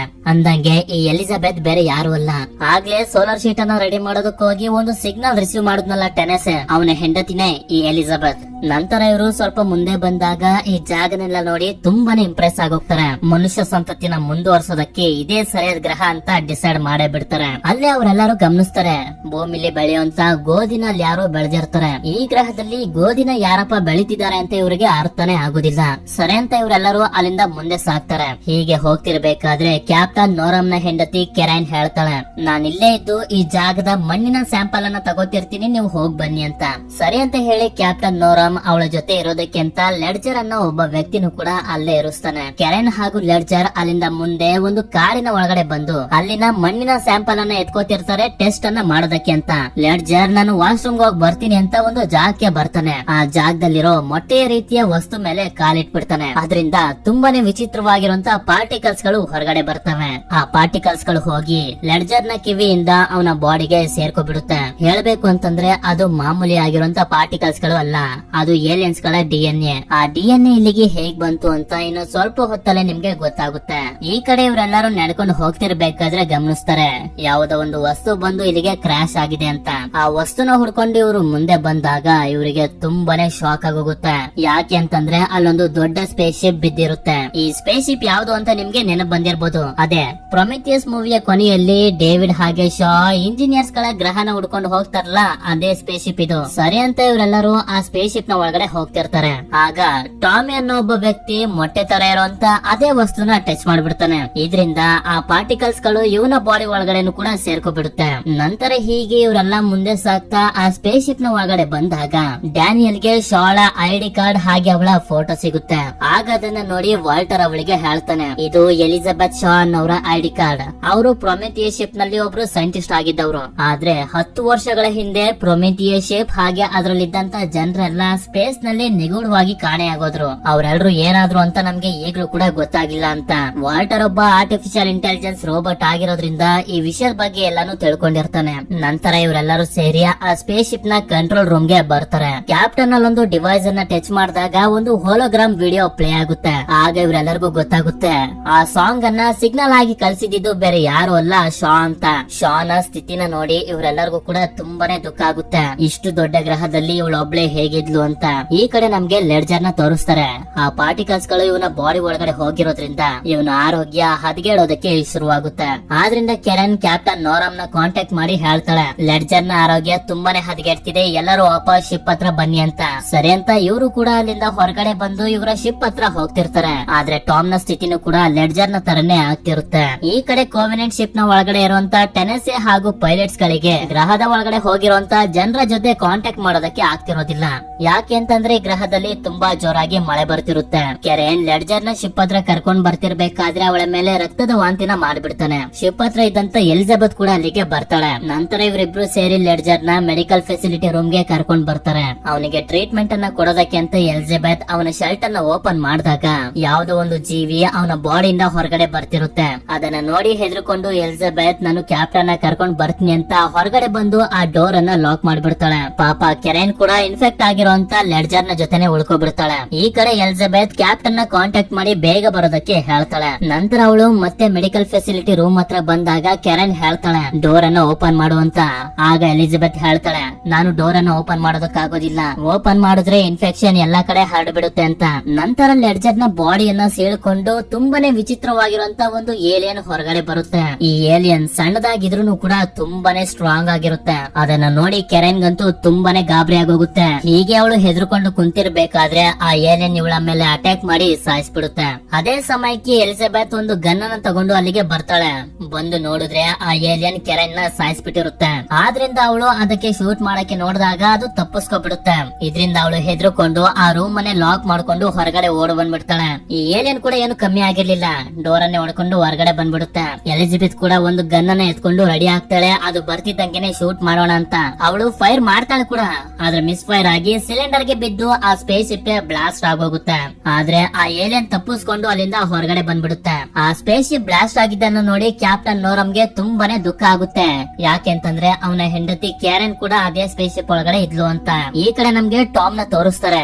ಟಾಮ್ ನ ಹೊಟ್ಟೆ ಒಳಗಡೆಯಿಂದನೂ ಕೂಡ ಒಂದು ಏಲಿಯನ್ ಹೊರಗಡೆ ಬಂದ್ಬಿಡುತ್ತೆ. ಆ ಏಲಿಯನ್ ಅನ್ನ ಇವರು ಸಾಯಿಸೋದಕ್ಕೆ ಪ್ರಯತ್ನ ಪಡ್ತಾರೆ. ಆದ್ರೆ ಅದು ಅಲ್ಲಿಂದ ತಪ್ಪಿಸ್ಕೊಂಡು ಹೊರಟೋಗುತ್ತೆ. ಈಗ ಇವರು ಈ ಗ್ರಹದಿಂದ ಹೊರಗಡೆ ಹೋಗ್ಬೇಕು ಅಂದ್ರೂ ಕೂಡ ಆಗೋದಿಲ್ಲ. ಯಾಕೆಂದ್ರೆ ಸ್ಪೇಸ್ ಶಿಪ್ ಬ್ಲಾಸ್ಟ್ ಆಗೋಗಿದೆ. ಏನ್ ಮಾಡೋದು ಅಂತ ಗೊತ್ತಾಗದೆ ತುಂಬಾ ಬ್ಲಾಂಕ್ ಆಗಿ ಇವರು ನಿಂತಿರ್ಬೇಕಾದ್ರೆ ಆಗ್ಲೇ ಬ್ಲಾಸ್ಟ್ ಆಗ್ತಿರೋಂತ ಸ್ಪೇಸ್ ಶಿಪ್ ಇಂದ ತಪ್ಪಿಸ್ಕೊಂಡು ಹೋಗಿತ್ತಲ್ಲ ಆ ಏಲಿಯನ್, ಅದು ಮತ್ತೆ ಇಲ್ಲಿಗೆ ಬಂದು ಇವರ ಮೇಲೆಲ್ಲ ಅಟ್ಯಾಕ್ ಮಾಡೋದಕ್ಕೆ ಶುರು ಮಾಡುತ್ತೆ. ಹೇಗೋ ಮಾಡಿ ಎರಡನ್ನೂ ಕೂಡ ಇದ್ರ ಜೊತೆ ಫೈಟ್ ಅನ್ನ ಮಾಡ್ತಿರ್ತಾರೆ. ಆಗ ಅದು ಡ್ಯಾನಿಯಲ್ ನ ಮೇಲೆ ಅಟ್ಯಾಕ್ ಮಾಡೋದಕ್ಕೆ ಬಂದಾಗ ವಾಲ್ಟರ್ ಅವಳನ್ನ ಕಾಪಾಡ್ತಾನೆ. ಇದರಿಂದ ವಾಲ್ಟರ್ ನ ಅರ್ಧ ಕೈ ಕಟ್ ಆಗೋಗುತ್ತೆ. ಹೀಗೆ ಆ ಏಲಿಯನ್ ಎಲ್ಲರ ಮೇಲೆ ತುಂಬಾ ಭಯಂಕರವಾಗಿ ಅಟ್ಯಾಕ್ ಅನ್ನ ಮಾಡ್ತಿರ್ಬೇಕಾದ್ರೆ ಯಾರೋ ಒಬ್ಬ ವ್ಯಕ್ತಿ ಅಲ್ಲಿಗೆ ಬಂದು ಒಂದು ಫ್ಲೇರ್ ಗನ್ ಅನ್ನ ಶೂಟ್ ಮಾಡ್ತಾನೆ. ಆ ಬೆಳಕನ್ನ ನೋಡಕ್ಕಾಗದೆ ಏಲಿಯನ್ ಅಲ್ಲಿಂದ ಓಡೊಂಟೋಗುತ್ತೆ. ಆ ವ್ಯಕ್ತಿ ಇವ್ರೆಲ್ಲರಿಗೂ ಹೇಳ್ತಾನೆ ಎಲ್ರು ನನ್ನ ಹಿಂದೆ ಬನ್ನಿ ಅಂತ. ಬೇರೆ ದಾರಿ ಇಲ್ದೆ ಇವರು ಕೂಡ ಅವನ ಹಿಂದೆನೆ ಹೋಗ್ತಾರೆ. ಹೀಗೆ ಹೋಗ್ತಿರ್ಬೇಕಾದ್ರೆ ಇವರು ನೋಡ್ತಾರೆ ಮನುಷ್ಯರ ತರನೇ ಕಾಣುವಂತ ಸಾವಿರಾರು ಜೀವಿಗಳು ಅಲ್ಲಿ ಸತ್ತು ಬಿದ್ದಿರ್ತವೆ. ನಂತರ ಇವರೆಲ್ಲರೂ ಅಲ್ಲೇ ಇರುವಂತ ಒಂದು ಬಿಲ್ಡಿಂಗ್ ನ ಒಳಗಡೆ ಹೋಗಿ ಸೇಫ್ ಆಗ್ತಾರೆ. ನಂತರ ನಮ್ಗೆ ಗೊತ್ತಾಗುತ್ತೆ ಆ ವ್ಯಕ್ತಿ ಬೇರೆ ಯಾರು ಅಲ್ಲ, ನಾವೀಗಾಗ್ಲೇ ಈಗಾಗ್ಲೇ ಪ್ರೊಮಿಥಿಯಸ್ ಮೂವಿಲಿ ನೋಡಿರುವಂತ ಡೇವಿಡ್ ಅಂತ. ಡೇವಿಡ್ ಅವರಿಗೆ ಹೇಳ್ತಾನೆ, ನನ್ನ ಹೆಸರು ಡೇವಿಡ್ ಅಂತ. 10 ವರ್ಷಗಳ ಹಿಂದೆ ಪ್ರೊಮಿಥಿಯಸ್ ಶಿಪ್ ನಲ್ಲಿ ಉಳ್ಕೊಂಡಿದ್ದು ನಾನು ಮತ್ತೆ ಶಾ ಇಬ್ರೆ. ನಾವಿಬ್ರು ಒಂದು ಸ್ಪೇಸ್ ಶಿಪ್ ನಲ್ಲಿ ಈ ಗ್ರಹದ ಕಡೆಗೆ ಬರ್ತಿರ್ಬೇಕಾದ್ರೆ ಆ ಸ್ಪೇಸ್ ಶಿಪ್ ನಲ್ಲಿ ಒಂದು ಏಲಿಯನ್ ಕೂಡ ಇತ್ತು. ಆ ಏಲಿಯನ್ ಅಟ್ಯಾಕ್ ಮಾಡಿದ್ರಿಂದ ಸ್ಪೇಸ್ ಶಿಪ್ ಕ್ರಾಶ್ ಲ್ಯಾಂಡ್ ಆಗೋಯ್ತು. ಅದ್ರಲ್ಲಿ ಶಾ ಸತ್ತೋದ್ರು. ಅವಾಗಿಂದ ನಾನು ಒಬ್ನೇ ಈ ಗ್ರಹದಲ್ಲಿ ಸಿಗಾಕೊಂಡಿದ್ದೀನಿ ಅಂತ. ಡ್ಯಾನಿಯಲ್ ಅವನನ್ನ ಕೇಳ್ತಾಳೆ, ನಾವು ಕೂಡ ಇನ್ಫೆಕ್ಟ್ ಆಗಿದೀವ ಅಂತ. ಇನ್ಫೆಕ್ಟ್ ಆಗಿದ್ರೆ ಇಷ್ಟೊತ್ತಿಗೆ ಗೊತ್ತಾಗೋಗ್ತಿತ್ತು ಅಂತ ಡೇವಿಡ್ ಹೇಳ್ತಾನೆ. ನಂತರ ಡೇವಿಡ್ ವಾಲ್ಟರ್ ನ ನೋಡಿ ಹೇಗಿದ್ಯಾ ಬ್ರದರ್ ಅಂತಾನೆ. ಯಾಕೆ ಅಂತಂದ್ರೆ ವಾಲ್ಟರ್ ಕೂಡ ಡೇವಿಡ್ ನ ತರನೇ ಒಬ್ಬ ರೋಬೋಟ್. ಕೋವೆನೆಂಟ್ ಶಿಪ್ ಅನ್ನ ಕಾಂಟ್ಯಾಕ್ಟ್ ಮಾಡೋದಕ್ಕೆ ಇವರೆಲ್ಲ ತುಂಬಾನೇ ಪ್ರಯತ್ನ ಪಡ್ತಾರೆ. ಆದ್ರೆ ಜೋರಾಗಿ ಮಳೆ ಬರ್ತಿರೋದ್ರಿಂದ ಕಾಂಟ್ಯಾಕ್ಟ್ ಮಾಡೋದಕ್ಕೆ ಆಗ್ತಿರೋದಿಲ್ಲ. ಈ ಕಡೆ ಕೋವೆನೆಂಟ್ ಶಿಪ್ ನಲ್ಲಿ ತೋರಿಸ್ತಾರೆ, ಇಷ್ಟೊತ್ತಾದ್ರೂ ಯಾರು ಕೂಡ ನಮ್ಮನ್ನ ಕಾಂಟ್ಯಾಕ್ಟ್ ಮಾಡಿಲ್ಲ ಅಂತ ಟೆನೆಸೆ ಹೆದರ್ಕೋತಿರ್ತಾನೆ. ಯಾಕೆ ಅಂದ್ರೆ ಇವನ ಹೆಂಡತಿನೂ ಕೂಡ ಅವರ ಜೊತೆನೆ ಇದ್ದಾಳೆ ಅಂತ. ಮುಂದಿನ ಸೀನ್ ಅಲ್ಲಿ ನಮ್ಗೆ ತೋರಿಸ್ತಾರೆ, ಡೇವಿಡ್ ಅವನ ಕೂದಲನ್ನ ಕಟ್ ಮಾಡ್ಕೋತಿರ್ತಾನೆ. ಡೇವಿಡ್ ಒಂದು ರೋಬೋಟ್ ಆಗಿದ್ರು ಕೂಡ ಎಷ್ಟು ಅಡ್ವಾನ್ಸ್ ಆಗಿ ಇವನನ್ನ ಬಿಲ್ಡ್ ಮಾಡಿರ್ತಾರೆ ಅಂತಂದ್ರೆ ಮನುಷ್ಯರ ತರನೇ ಇವನಿಗೆ ಕೂದಲು ಬೆಳೆಯುತ್ತೆ. ಹಾಗೆ ಇವನು ಊಟ ಕೂಡ ಮಾಡ್ತಾನೆ. ನಂತರ ವಾಲ್ಟಾ ಡೇವಿಡ್ ಹತ್ರ ಬಂದಾಗ ಡೇವಿಡ್ ಹೇಳ್ತಾನೆ, ನನ್ನನ್ನ ಬಿಲ್ಡ್ ಮಾಡಿರೋದು ಪೀಟರ್ ತಯಾರು ಮಾಡಿರೋ ನಾನು ಹಾಗೆ ನೀನು ಮನುಷ್ಯರಿಗಿಂತ ತುಂಬಾ ಮೇಲೆ ಅಂತ. ಅಂದ್ರೆ ಡೇವಿಡ್ ನ ದೃಷ್ಟಿಯಲ್ಲಿ ಮನುಷ್ಯರು ರೋಬೋಟ್ ಗಿಂತ ತುಂಬಾನೇ ಕೀಳು. ಆದ್ರೆ ಮನುಷ್ಯರು ವಾಲ್ಟರ್ ನ ಡೇವಿಡ್ ನ ರೀತಿ ಬಿಲ್ಡ್ ಮಾಡಿರೋದಿಲ್ಲ. ಯಾಕಂದ್ರೆ ವಾಲ್ಟರ್ ಗೆ ಜಾಸ್ತಿ ಯೋಚನೆ ಮಾಡೋದಕ್ಕೆ ಪರ್ಮಿಷನ್ ಇಲ್ಲ. ಅವಶ್ಯಕತೆ ಬಂದಾಗ ಮಾತ್ರ ಸ್ವತಂತ್ರವಾಗಿ ಯೋಚನೆ ಮಾಡಬೇಕು. ಇಲ್ಲಾಂದ್ರೆ ಮನುಷ್ಯರು ಏನ್ ಹೇಳ್ತಾರೋ ಅದನ್ನ ಮಾತ್ರ ಮಾಡಬೇಕು. ವಾಲ್ಟರ್ ನ ಈ ರೀತಿ ಬಿಲ್ಡ್ ಮಾಡಿರೋದ್ರಿಂದ ಮನುಷ್ಯರ ಮೇಲೆ ಇವನಿಗೆ ಯಾವುದೇ ತರದ ಕೋಪ ಇರೋದಿಲ್ಲ. ಈ ಕಡೆ ಕ್ಯಾಪ್ಟನ್ ನೋರಾಮ್ ಡ್ಯಾನಿಯಲ್ ಗೆ ಸಾರಿ ಕೇಳ್ತಾನೆ, ನಿನ್ನ ಮಾತನ್ನ ನಾನು ಕೇಳಬೇಕಿತ್ತು, ನಾವ್ ಇಲ್ಲಿಗೆ ಬರ್ಲೇಬಾರ್ದಿತ್ತು ಅಂತ. ಸರಿ ಹೋಗ್ಲಿ ಬಿಡು ಅಂತ ಡ್ಯಾನಿಯಲ್ ಅವನಿಗೆ ಸಮಾಧಾನ ಮಾಡ್ತಾಳೆ. ನಂತರ ಡೇವಿಡ್ ವಾಲ್ಟರ್ ನ ಹೊರಗಡೆ ಕರ್ಕೊಂಡು ಬರ್ತಾನೆ. ಆಗ ನಮ್ಗೆ ನಿಜವಾದ ಸ್ಟೋರಿ ಗೊತ್ತಾಗುತ್ತೆ. ಶಾ ಹಾಗೂ ಡೇವಿಡ್ ಈ ಗ್ರಹಕ್ಕೆ ಹೇಗೆ ಬಂದ್ರು ಅಂತ. ಡೇವಿಡ್ ಇಂಜಿನಿಯರ್ಸ್ ಗಳ ಗ್ರಹನ ಹುಡ್ಕೊಂಡು ಬರ್ತಾನೆ. ಆ ಶಿಪ್ ನ ನೋಡಿ ಇಂಜಿನಿಯರ್ಸ್ ಗಳ ಪ್ರಜಾತಿಯ ಜನರು ತುಂಬಾನೇ ಸಂತೋಷ ಪಡ್ತಾರೆ, ನಮ್ಮ ಜನರು ಬಂದಿದ್ದಾರೆ ಅಂತ. ಆದ್ರೆ ಡೋರ್ ಓಪನ್ ಆದಾಗ ಅವರಿಗೆ ಅಲ್ಲೇ ಡೇವಿಡ್ ಕಾಣಿಸ್ತಾನೆ. ಇವನ್ ಯಾರು ಅಂತ ಯಾರಿಗೂ ಕೂಡ ಅರ್ಥ ಆಗುದಿಲ್ಲ. ಡೇವಿಡ್ ಆ ಸ್ಪೇಸ್ ಶಿಪ್ ನಲ್ಲಿದ್ದ ಏಲಿಯನ್ಸ್ ಗಳ DNA ನ ಅಲ್ಲೆಲ್ಲ ಸ್ಪ್ರೆಡ್ ಮಾಡ್ಬಿಡ್ತಾನೆ. ಆ DNA ಗಾಳಿಯ ಕಾಂಟ್ಯಾಕ್ಟ್ ಗೆ ಬರ್ತಿದ್ದಂಗೆನೆ ಲಿಕ್ವಿಡ್ ಫಾರ್ಮ್ ನಲ್ಲಿದ್ದ DNA ಪಾರ್ಟಿಕಲ್ಸ್ ಗಳಾಗಿ ಕನ್ವರ್ಟ್ ಆಗುತ್ತೆ. ಆ DNA ಅಲ್ಲಿರುವಂತ ಇಂಜಿನಿಯರ್ಸ್ ಗಳ ಮೇಲೆ ಬೀಳ್ತಿದ್ದಂಗೆನೆ ಅವರ ಬಾಡಿಯಿಂದ ವಿಚಿತ್ರವಾಗಿರುವಂತ ಏಲಿಯನ್ಸ್ ಗಳು ಹೊರಗೆ ಬರೋದಕ್ಕೆ ಶುರುವಾಗುತ್ತೆ. ನೋಡ್ತಿದ್ದಂಗೆನೆ ಈ ಗ್ರಹದಲ್ಲಿರುವಂತ ಇಂಜಿನಿಯರ್ಸ್ ಗಳ ಸಂಪೂರ್ಣ ಪ್ರಜಾತಿನೇ ಡೇವಿಡ್ ನಾಶ ಮಾಡಕ್ ಬಿಡ್ತಾನೆ. ಇವನು ಯಾಕೆ ಹೀಗ್ ಮಾಡ್ದ ಅಂತಂದ್ರೆ ಈ ಬ್ರಹ್ಮಾಂಡದಲ್ಲಿ ಇವನು ಕ್ರಿಯೇಟ್ ಮಾಡಿರುವಂತ ಜೀವಿಗಳು ಮಾತ್ರ ಇರಬೇಕು ಅಂತ. ಆದ್ರೆ ಡೇವಿಡ್ ಈ ವಿಷಯನೆಲ್ಲ ವಾಲ್ಟರ್ ಗೆ ಹೇಳೋದಿಲ್ಲ. ನಂತರ ನಮ್ಗೆ ತೋರಿಸ್ತಾರೆ, ಆಗ್ಲೇ ಟಾಮ್ ನ ಬಾಡಿಯಿಂದ ಒಂದು ಸಣ್ಣ ಏಲಿಯನ್ ಹೊರಗಡೆ ಬಂದು ಅಲ್ಲಿಂದ ತಪ್ಪಿಸ್ಕೊಂಡು ಹೋಗಿತ್ತಲ್ಲ, ಅದು ಈಗಾಗ್ಲೇ ತುಂಬಾ ದೊಡ್ಡ ಸೈಜ್ ಗೆ ಕನ್ವರ್ಟ್ ಆಗೋಗಿರುತ್ತೆ. ಅದು ಸೈಲೆಂಟ್ ಆಗಿ ಯಾರಿಗೂ ಗೊತ್ತಾಗದೇ ಇರೋ ರೀತಿ ಬಿಲ್ಡಿಂಗ್ ನ ಒಳಗಡೆ ಬಂದ್ಬಿಡುತ್ತೆ. ಬಿಲ್ಡಿಂಗ್ ನ ಒಳಗಡೆ ಇರುವಂತ ಒಬ್ಳು ಹುಡುಗಿ ಅವಳ ಕೈ ಕಾಲನ್ನ ಒಂದು ಜಾಗದಲ್ಲಿ ತೊಳಿತಿರ್ಬೇಕಾದ್ರೆ ಆ ಏಲಿಯನ್ ಹಿಂದೆಯಿಂದ ಬಂದು ಅವಳ ಮೇಲೆ ಅಟ್ಯಾಕ್ ಮಾಡಿ ಸಾಯಿಸ್ಬಿಡುತ್ತೆ. ನಂತರ ಅಲ್ಲಿಗೆ ಡೇವಿಡ್ ಬಂದು ಆ ಏಲಿಯನ್ ತುಂಬಾ ಪ್ರೀತಿಯಿಂದ ಮಾತಾಡಿಸ್ತಿರ್ತಾನೆ. ಆ ಏಲಿಯನ್ ಕೂಡ ಅವನ ಮೇಲೆ ಅಟ್ಯಾಕ್ ಮಾಡ್ದಂಗೆ ಸುಮ್ನೆ ನಿಂತಿರುತ್ತೆ. ಅದೇ ಸಮಯಕ್ಕೆ ಹಿಂದೆಯಿಂದ ಕ್ಯಾಪ್ಟನ್ ಬಂದು ಆ ಏಲಿಯನ್ ಗೆ ಗನ್ ಪಾಯಿಂಟ್ ಅನ್ನ ಮಾಡ್ತಾನೆ. ಆಗ ಡೇವಿಡ್ ಅವನಿಗೆ ಹೇಳ್ತಾನೆ, ಇದಕ್ಕೆ ಒಂದು ಸಲ ನಮ್ಮ ಮೇಲೆ ನಂಬಿಕೆ ಬಂದ್ಬಿಟ್ರೆ ಜೀವನ ಪೂರ್ತಿ ನಮ್ಮ ಗುಲಾಮನಾಗಿ ಇರುತ್ತೆ ಅಂತ. ಆದ್ರೂ ಕೂಡ ಕ್ಯಾಪ್ಟನ್ ಅವನ ಮಾತಿಗೆ ತಲೆ ಕೆಡಿಸ್ಕೊಳ್ದೆ ಆ ಏಲಿಯನ್ ಗೆ ಶೂಟ್ ಮಾಡಿ ಸಾಯಿಸ್ಬಿಡ್ತಾನೆ. ನಂತರ ಅವನು ಗನ್ ಅನ್ನ ಡೇವಿಡ್ ಕಡೆಗೆ ಪಾಯಿಂಟ್ ಮಾಡಿ ಕೇಳ್ತಾನೆ, ಇಲ್ಲೆಲ್ಲ ಏನ್ ನಡೀತಿದೆ ಅಂತ ನನಗೆ ಸರಿಯಾಗಿ ಹೇಳ್ದೆ ಇದ್ರೆ ಇಲ್ಲೇ ನಿನ್ನ ಮುಗಿಸ್ಬಿಡ್ತೀನಿ ಅಂತ. ಸರಿ ಅಂತ ಡೇವಿಡ್ ಕೂಡ ಅವನನ್ನ ಒಂದು ಜಾಗಕ್ಕೆ ಕರ್ಕೊಂಡ್ ಬಂದು ಹೇಳ್ತಾನೆ, ನಾನು ಏಲಿಯನ್ಸ್ ಗಳ DNA ಮೇಲೆ ಎಕ್ಸ್ಪೆರಿಮೆಂಟ್ ಅನ್ನ ಮಾಡಿ ಹೈಬ್ರಿಡ್ ಏಲಿಯನ್ಸ್ ಗಳನ್ನ ತಯಾರಿಸ್ತಿದ್ದೀನಿ. ಈ ಕೆಲಸನ ಕಂಪ್ಲೀಟ್ ಮಾಡೋದಕ್ಕೆ ನನ್ಗೊಂದು ವಸ್ತು ಬೇಕು ಅಂತ. ಆಕ್ಚುಲಿ ಆ ವಸ್ತು ಬೇರೇನೂ ಅಲ್ಲ, ಮನುಷ್ಯನ ಬಾಡಿ. ಕ್ಯಾಪ್ಟನ್ ಡೇವಿಡ್ ತಯಾರಿಸಿರುವಂತ ಆ ಹೈಬ್ರಿಡ್ ಏಲಿಯನ್ ನೋಡ್ತಿರ್ಬೇಕಾದ್ರೆ ಅದ್ರಿಂದ ಒಂದು ಜೀವಿ ಹೊರಗಡೆ ಬಂದು ಅವನ ಮುಖಕ್ಕೆ ಅಂಟ್ಕೊಬಿಡುತ್ತೆ. ಡೇವಿಡ್ ಕೂಡ ಅವನನ್ನ ಕಾಪಾಡೋದಕ್ ಹೋಗುದಿಲ್ಲ, ಯಾಕೆಂತಂದ್ರೆ ಇವನಿಗೂ ಕೂಡ ಅದೇ ಬೇಕಿರೋದು. ನಂತರ ಒಬ್ಬ ವ್ಯಕ್ತಿ ಕ್ಯಾಪ್ಟನ್ ಹುಡ್ಕೊಂಡ್ ಬಂದಾಗ ಆ ಹುಡುಗಿ ಹಾಗೂ ಏಲಿಯನ್ ಡೆಡ್ ಬಾಡಿನ ನೋಡ್ತಾನೆ. ಇದರಿಂದ ಇವರೆಲ್ಲ ಹೆದರ್ಕೊಂಡು ಅಲ್ಲಿಂದ ಹೋಗೋದಕ್ಕೆ ಎಲ್ಲಾ ತಯಾರನ್ನು ಮಾಡ್ಕೋತಾರೆ. ಡ್ಯಾನಿಯಲ್ ಮೇಲೆ ಬಂದು ಹೇಗೋ ಮಾಡಿ ಕೋವೆನೆಂಟ್ ಶಿಪ್ ಅನ್ನ ಕಾಂಟ್ಯಾಕ್ಟ್ ಮಾಡಿ ಹೇಳ್ತಾಳೆ, ಎಷ್ಟಾಗುತ್ತೋ ಅಷ್ಟು ಬೇಗ ಇಲ್ಲಿಗೆ ಬನ್ನಿ ಅಂತ. ಟೆನೆಸಿನು ಕೂಡ ಸರಿ ಅಂತ ಹೇಳಿ ಒಂದು ಚಿಕ್ಕ ಸ್ಪೇಸ್ ಶಿಪ್ ಅನ್ನ ತಗೊಂಡು ಗ್ರಹದ ಒಳಗಡೆ ಹೋಗ್ತಾನೆ. ಕ್ಯಾಪ್ಟನ್ ಗೆ ಪ್ರಜ್ಞೆ ಬಂದಾಗ ಡೇವಿಡ್ ನ ಕೇಳ್ತಾನೆ, ನೀನು ಏನ್ ಮಾಡ್ಬೇಕು ಅಂತಿದ್ಯಾ ಅಂತ. ಆಗ ಡೇವಿಡ್ ಹೇಳ್ತಾನೆ, ನಾನು ಹೊಸ ಆವಿಷ್ಕಾರಗಳನ್ನ ಮಾಡ್ಬೇಕು ಅಂತ. ಅದೇ ಸಮಯಕ್ಕೆ ಕ್ಯಾಪ್ಟನ್ ನ ಹೊಟ್ಟೆಯನ್ನು ಹೊಡ್ಕೊಂಡು ಒಂದು ಏಲಿಯನ್ ಹೊರಗಡೆ ಬರುತ್ತೆ. ಇದರಿಂದ ಡೇವಿಡ್ ಗೆ ತುಂಬಾನೇ ಸಂತೋಷ ಆಗುತ್ತೆ. ಹಾಗೆ ಅದನ್ನ ಕಂಟ್ರೋಲ್ ಮಾಡೋದು ಹೇಗೆ ಅಂತ ಇವನ್ಗೆ ಗೊತ್ತಿರುತ್ತೆ. ಈ ಕಡೆ ವಾಲ್ಟರ್ ಡೇವಿಡ್ ನ ರೂಮ್ ಗೆ ಬಂದಾಗ ಇವನ್ಗೆ ಗೊತ್ತಾಗುತ್ತೆ, ಶಾ ಸ್ಪೇಸ್ ಶಿಪ್ ನ ಆಕ್ಸಿಡೆಂಟ್ ಇಂದ ಸತ್ತಿಲ್ಲ, ಡೇವಿಡ್ ಅವಳ ಮೇಲೆ ಎಕ್ಸ್ಪೆರಿಮೆಂಟ್ ಅನ್ನ ಮಾಡೋದಕ್ಕೆ ಸಾಯಿಸ್ಬಿಟ್ಟಿದ್ದಾನೆ ಅಂತ. ಆಗ ವಾಲ್ಟರ್ ಗೆ ಎಲ್ಲಾ ವಿಷಯನೂ ಕ್ಲಿಯರ್ ಆಗುತ್ತೆ. ಈ ಗ್ರಹದಲ್ಲಿ ಏಲಿಯನ್ಸ್ ಗಳ DNA ನ ಬಿಟ್ಟಿರೋದು, ಹಾಗೆ ಈ ಗ್ರಹದ ಜನರನ್ನೆಲ್ಲ ಸಾಯಿಸಿರೋದು ಬೇರೆ ಯಾರು ಅಲ್ಲ ಡೇವಿಡ್ ಅಂತ. ಆದ್ರಿಂದ ವಾಲ್ಟರ್ ಡೇವಿಡ್ ಹತ್ರ ಬಂದು ಕೇಳ್ತಾನೆ, ಯಾಕೆ ನಿನಗೆ ಮನುಷ್ಯರ ಮೇಲೆ ಇಷ್ಟೊಂದು ಕೋಪ ಅಂತ. ಆಗ ಡೇವಿಡ್ ಹೇಳ್ತಾನೆ, ಮನುಷ್ಯರು ನನ್ನನ್ನ ಗುಲಾಮತನ ಮಾಡೋದಕ್ಕೆ ಸೃಷ್ಟಿ ಮಾಡಿದ್ರು, ಆದ್ರೆ ನಾನಿರೋದು ಗುಲಾಮತನ ಮಾಡೋದಕ್ಕಲ್ಲ, ರಾಜತನ ಮಾಡೋದಕ್ಕೆ. ನಾನು ನನ್ನದೇ ಆದಂತ ಪ್ರಪಂಚನ ಹಾಗೆ ಜೀವಿಗಳನ್ನ ಸೃಷ್ಟಿ ಮಾಡಿ ಅವುಗಳಿಗೆ ದೇವರಾಗ್ತೀನಿ, ನೀನು ಕೂಡ ನನ್ನ ಜೊತೆ ಸೇರ್ಕೊ ಅಂತ ಅಂದಾಗ ವಾಲ್ಟರ್ ಅದಕ್ಕೆ ಒಪ್ಕೊಳ್ಳೋದಿಲ್ಲ. ಇದರಿಂದ ಡೇವಿಡ್ ಗೆ ತುಂಬಾ ಕೋಪ ಬಂದು ವಾಲ್ಟರ್ ಗೆ ಚುಚ್ಚಿ ಅವನನ್ನ ಡಿಸೇಬಲ್ ಮಾಡ್ಬಿಡ್ತಾನೆ. ಅಲ್ಲೇ ನಮ್ಗೆ ತೋರಿಸ್ತಾರೆ ವಾಲ್ಟರ್ ಗೆ ಆಗಿರುವಂತ ಗಾಯ ತಾನಾಗಿ ತಾನೇ ರಿಕವರ್ ಆಗ್ತಿರುತ್ತೆ. ಇಬ್ರು ಸೋಲ್ಜರ್ಸ್ ಗಳು ಕ್ಯಾಪ್ಟನ್ ಹುಡ್ಕೊಂಡು ಬಂದಾಗ ನೋಡ್ತಾರೆ ಕ್ಯಾಪ್ಟನ್ ಸತ್ತು ಬಿದ್ದಿರ್ತಾನೆ. ಅದೇ ಸಮಯಕ್ಕೆ ಅಲ್ಲಿಗೆ ಒಂದು ಏಲಿಯನ್ ಬಂದು ಅಟ್ಯಾಕ್ ಮಾಡಿ ಒಬ್ಬನ ಮುಖಕ್ಕೆ ಅಂಟ್ಕೊಬಿಡುತ್ತೆ. ಇನ್ನೊಬ್ಬ ಹೇಗೋ ಮಾಡಿ ಅವನ ಮುಖದಿಂದ ಅದನ್ನ ತೆಗೆದು ಅವನನ್ನ ಕಾಪಾಡ್ತಾನೆ. ಆದ್ರೆ ಆಗ್ಲೇ ಕ್ಯಾಪ್ಟನ್ ನ ಹೊಟ್ಟೆಯಿಂದ ಒಂದು ಏಲಿಯನ್ ಹೊರಗಡೆ ಬಂತಲ್ಲ, ಅದು ಈಗ ದೊಡ್ಡದಾಗೋಗಿರುತ್ತೆ. ಅದು ಇವನ ಮೇಲೆ ಅಟ್ಯಾಕ್ ಮಾಡಿ ಸಾಯಿಸ್ಬಿಡುತ್ತೆ. ಈ ಕಡೆ ಡ್ಯಾನಿಯಲ್ಗೂ ಕೂಡ ಗೊತ್ತಾಗೋಗುತ್ತೆ ಶಾನ ಸಾಯಿಸಿರೋದು ಬೇರೆ ಯಾರು ಅಲ್ಲ ಡೇವಿಡ್ ಅಂತ. ಅದೇ ಸಮಯಕ್ಕೆ ಹಿಂದೆಯಿಂದ ಅಲ್ಲಿಗೆ ಡೇವಿಡ್ ಬಂದು ಇವಳ ಮೇಲೆ ಅಟ್ಯಾಕ್ ಮಾಡೋದಕ್ಕೆ ಶುರು ಮಾಡ್ತಾನೆ, ಇವಳ ಮೇಲೂ ಕೂಡ ಎಕ್ಸ್ಪೆರಿಮೆಂಟ್ ಅನ್ನ ಮಾಡೋದಕ್ಕೆ ಅಂತ. ಆಗ ಅದೇ ಸಮಯಕ್ಕೆ ಅಲ್ಲಿಗೆ ವಾಲ್ಟರ್ ಬಂದು ಡೇವಿಡ್ ನ ಜೊತೆ ಫೈಟ್ ಮಾಡೋದಕ್ಕೆ ಶುರು ಮಾಡ್ತಾನೆ. ಆಗ ಡೇವಿಡ್ ಅವನನ್ನ ಕೇಳ್ತಾನೆ, ಇಷ್ಟೊತ್ತಿಗೆ ನೀನು ಸತ್ತೋಗ್ಬೇಕಾಗಿತ್ತು, ಮತ್ತೆ ಹೇಗೆ ಜೀವಂತಗೊಂಡೆ ಅಂತ. ಆಗ ವಾಲ್ಟರ್ ಹೇಳ್ತಾನೆ, ನಾನು ನಿನ್ಗಿಂತ ತುಂಬಾನೇ ಅಡ್ವಾನ್ಸ್ ಆಗಿದ್ದೀನಿ ಅಂತ.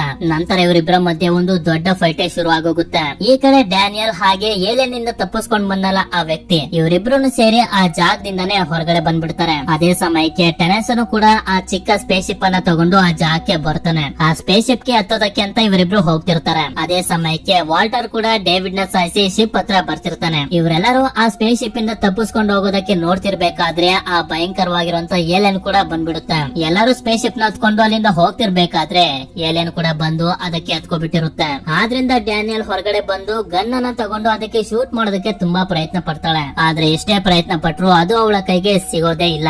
ಆದ್ರಿಂದ ಹೇಗೋ ಮಾಡಿ ಆ ಏಲಿಯನ್ ನ ಒಂದು ಡಿವೈಸ್ ನ ಒಳಗಡೆ ಬರೋ ರೀತಿ ಮಾಡಿ ಪ್ರೆಸ್ ಮಾಡ್ಬಿಡ್ತಾರೆ. ಇದರಿಂದ ಭಯಂಕರವಾಗಿರುವಂತ ಆ ಏಲಿಯನ್ ಸತ್ತೋಗುತ್ತೆ. ನಂತರ ಇವರೆಲ್ಲರೂ ಮತ್ತೆ ಕೋವೆನೆಂಟ್ ಶಿಪ್ ಒಳಗಡೆ ಬರ್ತಾರೆ. ಆಗ್ಲೇ ಒಬ್ಬ ವ್ಯಕ್ತಿಗೆ ಏಲಿಯನ್ ಬಂದು ಅವನ ಮುಖದ ಮೇಲೆ ಕಚ್ಕೊಂಡ್ಬಿಟ್ಟಿರುತ್ತೆ. ಒಬ್ಬ ಕಾಪಾಡದ್ನಲ್ಲ, ಇವನ ಮುಖದಿಂದ ಆ ಏಲಿಯನ್ ಕ್ರಿಯೇಚರ್ ನ ಹೊರಗಡೆ ತೆಗ್ದಿದ್ರು ಕೂಡ ಇವನ ಮುಖ ಕೊಳೆಯೋದಕ್ಕೆ ಶುರು ಆಗೋಗಿರುತ್ತೆ. ಆದ್ರಿಂದ ಇವನಿಗೆ ಟ್ರೀಟ್ಮೆಂಟ್ ಅನ್ನ ಕೊಟ್ಟು ಮಲಗಿಸ್ತಾರೆ. ಈಗ ಯಾವುದೇ ಪ್ರಾಬ್ಲಮ್ ಇಲ್ಲ, ಎಲ್ಲಾ ಪ್ರಾಬ್ಲಮ್ ಸಾಲ್ವ್ ಆಯ್ತು ಅಂತ ಇವರು ಅನ್ಕೊಳ್ತಿರ್ಬೇಕಾದ್ರೇನೆ ನೋಡ್ತಾರೆ ಆ ವ್ಯಕ್ತಿಯ ಮುಖ ಕೊಳಿತಿತ್ತಲ್ಲ, ಅವನ ಬಾಡಿಯಿಂದ ಒಂದು ಏಲಿಯನ್ ಕ್ರಿಯೇಚರ್ ಹೊರಗಡೆ ಬಂದ್ಬಿಟ್ಟಿರುತ್ತೆ. ಅಂದ್ರೆ ಆ ಏಲಿಯನ್ ಕ್ರಿಯೇಚರ್ DNA ಅವನ ಒಳಗಡೆ ಬಂದ್ಬಿಟ್ಟಿತ್ತು ಅಂತ. ಅಷ್ಟೇ ಅಲ್ಲ, ಶಿಪ್ ನಲ್ಲಿದ್ದಂತ ಇಬ್ರು ಪೈಲಟ್ ನು ಕೂಡ ಸಾಯಿಸ್ಬಿಟ್ಟಿರುತ್ತೆ. ಆದ್ರಿಂದ ಡ್ಯಾನಿಯಲ್, ಟೆನೆಸೆ ಹಾಗೂ ವಾಲ್ಟರ್ ಒಂದು ಪ್ಲಾನ್ ಅನ್ನ ಮಾಡ್ತಾರೆ. ಹೇಗಾದ್ರೂ ಮಾಡಿ ಆ ಏಲಿಯನ್ ನ ವೆಹಿಕಲ್ ಇರುವಂತ ಜಾಗಕ್ಕೆ ಬರೋ ಹಾಗೆ ಮಾಡ್ಬೇಕು ಅಂತ. ವಾಲ್ಟರ್ CCTV ಕ್ಯಾಮೆರಾ ಹತ್ರನೇ ಇದ್ದು ಹೇಗೋ ಮಾಡಿ ಆ ಏಲಿಯನ್ ನ ವೆಹಿಕಲ್ ಇರುವಂತ ರೂಮ್ ಗೆ ಹೋಗೋ ರೀತಿ ಮಾಡ್ತಾನೆ. ಅದು ಆ ರೂಮ್ ಗೆ ಬರ್ತಿದ್ದಂಗೆನೆ ಟೆನೆಸಿ ಹಾಗೂ ಡ್ಯಾನಿಯಲ್ ಹೇಗೋ ಮಾಡಿ ಆ ಏಲಿಯನ್ ನ ಒಂದು ಟ್ರಕ್ ನ ಒಳಗಡೆ ಬಂದಿ ಮಾಡ್ತಾರೆ. ನಂತರ ಶಿಪ್ ನ ಡೋರ್ ಅನ್ನು ಓಪನ್ ಮಾಡಿ ಆ ಟ್ರಕ್ ನ ಅಲ್ಲಿಂದ ಹೊರಗಡೆ ಬಿಸಾಕ್ಬೇಕು ಅಂತ ನೋಡ್ತಿರ್ತಾರೆ. ಅದೇ ಸಮಯಕ್ಕೆ ಹೊರಗಡೆ ಹೋಗ್ತಿರುವಂತ ಟ್ರಕ್ ಒಂದೇ ಕಡೆ ಸ್ಟಕ್ ಆಗೋಗುತ್ತೆ. ಆದ್ರೂ ಕೂಡ ಹೇಗೋ ಮಾಡಿ ಟ್ರಕ್ ಅನ್ನ ಫ್ರೀ ಮಾಡಿ ಹೊರಗಡೆ ಹೋಗೋ ರೀತಿ ಮಾಡ್ತಾರೆ. ಆದ್ರೆ ಅಷ್ಟೊತ್ತಿಗೆ ಏಲಿಯನ್ ಕೂಡ ಟ್ರಕ್ ಇಂದ ಹೊರಗಡೆ ಬಂದು ಶಿಪ್ ನ ಮೇಲೆ ಜಂಪ್ ಮಾಡ್ಬಿಡುತ್ತೆ. ಆಗ ಡ್ಯಾನಿಯಲ್ ಗೆ ಒಂದು ಐಡಿಯಾ ಬರುತ್ತೆ. ಆದ್ರಿಂದ ಆ ಏಲಿಯನ್ ನನ್ನ ಹತ್ರ ಬರ್ಲಿ ಅಂತ ಕಾಯ್ತಾ ಇರ್ತಾಳೆ. ಅದು ಇವಳ ಹತ್ರ ಬರ್ತಿದ್ದಂಗೆನೆ ಇವಳು ಬಕ್ಕೋಬಿಡ್ತಾಳೆ. ಹಿಂದೆಯಿಂದ ಬರ್ತಿರುವಂತ ಒಂದು ಟ್ರಕ್ ಆ ಏಲಿಯನ್ ಗೆ ಚುಚ್ಚಿ ಏಲಿಯನ್ ನ ಸಮೇತ ಕೆಳಗಡೆ ಬಿದ್ದೋಗುತ್ತೆ. ಕೊನೆಗೂ ಆ ಏಲಿಯನ್ ನ ಸಮಸ್ಯೆ ಮುಗೀತು ಅಂತ ಟೆನೆಸೆ ಹಾಗೂ ಡ್ಯಾನಿಯಲ್ ತುಂಬಾನೇ ಸಂತೋಷ ಪಡ್ತಾರೆ. ನಂತರ ಈ ಮೂವಿಯ ಕೊನೆಯ ಸೀನ್ ಅಲ್ಲಿ ನಮ್ಗೆ ತೋರಿಸ್ತಾರೆ ಟೆನೆಸೆ ಹಾಗೂ ಡ್ಯಾನಿಯಲ್ ಹೊರಗಾಯಿ 6 ಗ್ರಹಕ್ಕೆ ಹೋಗೋದಕ್ಕೆ ಅಂತ ಸ್ಲೀಪಿಂಗ್ ಚೇಂಬರ್ ಒಳಗಡೆ ಮಲ್ಕೋತಾರೆ. ಯಾಕೆ ಅಂತಂದ್ರೆ ಈ ಸ್ಪೇಸ್ ಶಿಪ್ ಹೊರಗಾಯಿ 6 ಗ್ರಹಕ್ಕೆ ಹೋಗಿ ತಲುಪೋದಕ್ಕೆ 7 ವರ್ಷ 4 ತಿಂಗಳುಗಳು ಹಿಡಿಯುತ್ತೆ. ನಂತರ ಡ್ಯಾನಿಯಲ್ ಸ್ಲೀಪಿಂಗ್ ಚೇಂಬರ್ ನ ಒಳಗಡೆ ಮಲ್ಕೋತಿರ್ಬೇಕಾದ್ರೆ ವಾಲ್ಟರ್ ನ ಕೇಳ್ತಾಳೆ, ನಾವು ಹೊರಗಾಯಿ 6 ಗ್ರಹಕ್ಕೆ ಹೋದಾಗ ಕ್ಯಾಬಿನ್ ಅನ್ನ ಕಟ್ಟೋದಕ್ಕೆ ನನಗೆ ಹೆಲ್ಪ್ ಮಾಡ್ತೀಯಾ ಅಂತ. ಆದ್ರೆ ಇವನಿಗೆ ಕ್ಯಾಬಿನ್ ನ ಬಗ್ಗೆ ಏನು ಕೂಡ ಅರ್ಥ ಆಗೋದಿಲ್ಲ. ಆಗ ಡ್ಯಾನಿಯಲ್ ಗೆ ಗೊತ್ತಾಗುತ್ತೆ ಇದು ವಾಲ್ಟರ್ ಅಲ್ಲ ಡೇವಿಡ್ ಅಂತ. ಇದರಿಂದ ಇವಳು ತುಂಬಾನೇ ಹೆದರ್ಕೊಬಿಡ್ತಾಳೆ. ಆದ್ರೆ ಇಷ್ಟೊತ್ತಿಗೆ ಲೇಟ್ ಆಗೋಗಿರುತ್ತೆ. ಇವಳು ಸ್ಲೀಪಿಂಗ್ ಚೇಂಬರ್ ನ ಒಳಗಡೆ ಇರೋದ್ರಿಂದ ಮಲ್ಕೋಬಿಡ್ತಾಳೆ. ಇದರಿಂದ ಡೇವಿಡ್ ಗೆ ತುಂಬಾನೇ ಸಂತೋಷ ಆಗುತ್ತೆ. ನಂತರ ಡೇವಿಡ್ ಅವನ ಹೊಟ್ಟೆ ಒಳಗಡೆ ಬಚ್ಚಿಟ್ಕೊಂಡು ತಂದಿದ್ದಂತ 2 ಏಲಿಯನ್ಸ್ ಗಳ ಸ್ಯಾಂಪಲ್ಸ್ ಅನ್ನ ಟೆಸ್ಟ್ ಟ್ಯೂಬ್ ಬೇಬೀಸ್ ಗಳ ಜೊತೆಯಲ್ಲೇ ಇಡ್ತಾರೆ. ನಂತರ ಈ ಸ್ಪೇಸ್ ಶಿಪ್ ಹೊರಗಾಯಿ 6 ಗ್ರಹಕ್ಕೆ ಜರ್ನಿಯನ್ನ ಮತ್ತೊಂದ್ಸಲ ಸ್ಟಾರ್ಟ್ ಮಾಡುತ್ತೆ. ಇಲ್ಲಿಗೆ ಈ ಮೂವಿ ಎಂಡ್ ಆಗುತ್ತೆ. ಮೂವಿ ಹೇಗನ್ನಿಸ್ತು ಅಂತ ನನಗೆ ಕಾಮೆಂಟ್ ಮಾಡಿ ತಿಳಿಸಿ. ವಿಡಿಯೋ ಏನಾದ್ರೂ ಇಷ್ಟ ಆಗಿತ್ತು ಅಂತಂದ್ರೆ ಲೈಕ್ ಮಾಡಿ. ಸಿಗೋಣ ಮತ್ತೊಂದು ಅಮೇಜಿಂಗ್ ಆಗಿರುವಂತ ವಿಡಿಯೋ ಜೊತೆಗೆ.